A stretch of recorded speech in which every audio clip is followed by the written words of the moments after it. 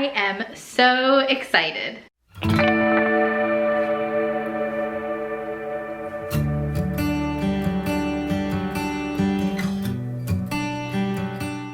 Hey guys, and welcome back to my channel. If you are new here, my name is Victoria and this is Time and Tenderness, and I am so excited to bring you something that I did last year and we are doing it again this year, and that is Bake-ful November. Now, if you remember from last year, or if you're new here, Bake-ful November is a month-long baking challenge. So if you are new here, let me do a little bit more explaining. So for the entire month of November, each week I designate a specific category when it comes to baking. So there's a little bit of criteria involved. So week 1 is one thing, week 2 is another thing, week 3 and week 4, so on and so forth for the month of November. And I am challenging you all to participate along with me, even if you can only do 1 week at a time instead of all 4 weeks. You can pick and choose, and you can participate. And the whole purpose of Bake-ful November is for all of us to get into our kitchens, get baking, have baked goods around the house to help, you know, draw our family and friends closer together. Last year, I strongly encouraged you to share all of your baked goods, make multiples, and share them with your neighbors, your family members, your community. But due to the virus this year, I have made a few adjustments, and I'm going to share those adjustments with you. So I'm just gonna read off my phone. I have the new little graphic that I made for Bake-ful November this year. This will be found on my Instagram page for you to screenshot and keep for your own on your own device, so that you know what each week is. And I've already assigned a project for each week. So let me go ahead and read this off to you. So Bake-ful November for 2020, and the goal is to enrich your home life, family, and community through the joy of baking. So for the first week of Bake-ful November, we are going to be doing Decorative Week. Now, the point of Decorative Week, that is to bake something that you can decorate.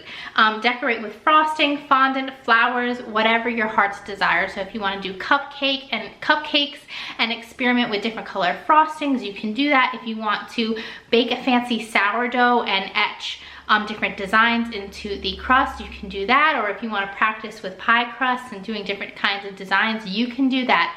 Whatever it is you want to bake that week, if you can decorate it, go ahead and do that. Now for week 2, we have Seasonal Flavors Week. So bake something that is either pumpkin or apple flavored, and it can be a bread, cookie, a cake, a pie, whatever your heart's desire, as long as it is either pumpkin or apple. So for week 3, I really decided to switch it up this year, because sometimes we think about baked goods and we only think about like sweets, like desserts, cookies, cakes, pies. We only think about that, but you can bake dinner, you can bake food as well. So that is why we are having for week 3 Savory Week. And so Savory Week is to bake a pot pie or a casserole, something you can serve as the main course of dinner that week. Now I kept it quite the same for week 4, which is Pie Week, but it can also be Cake Week. So it's Pie and Cake Week for week 4. And the purpose of that week is to bake yours, your spouse's, or your parents' favorite pie or cake and share it with that person. Once again, guys, I am super excited for Bake-ful November. It was a huge success last year. So many of you followed along with me as I went through each and every week baking things. You can go back in my history on my videos to see what I did last year, what I baked last year. You can also follow me along on Instagram. I will be sharing a ton of recipes, a ton of inspiration on on things that you can bake. I also have a highlight on Instagram dedicated to everything that everybody made last year. So if you are baking along with me this year, go ahead and follow me on Instagram, and don't forget to tag me in any and all of your posts related to Bake-ful November. I will be giving you all shout outs and sharing all of your posts on Instagram. I love seeing everybody's posts and pictures for Bake-ful November. And once again, the purpose of Bake-ful November is so that you can bring happiness to your home, happiness to your community. Although we can't be sharing like we were sharing last year with Bake-ful November, we can still cultivate our home and build up our homes through the joy of baking. So guys, I am challenging you to join me this year for the 2nd annual Bake-ful November. Don't forget to like and subscribe so that you don't miss any of the Bake-ful November videos, and I look forward to seeing all of your wonderful creations. Have a great week.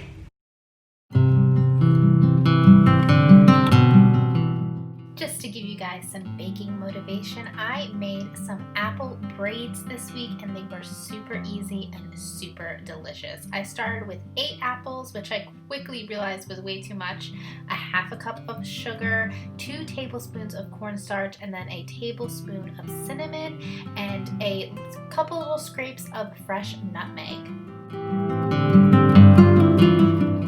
So I gave the dry mixture a good stir and then mixed it into the chopped up apples and set that aside to marinate. And I got my puff pastry dough ready, and I got that from the freezer section at the grocery store, and I slowly started to fill up the middle, and then on the sides I cut out little ribbons which I was going to kind of braid them together to seal it all up as a pastry, as you will watch me do.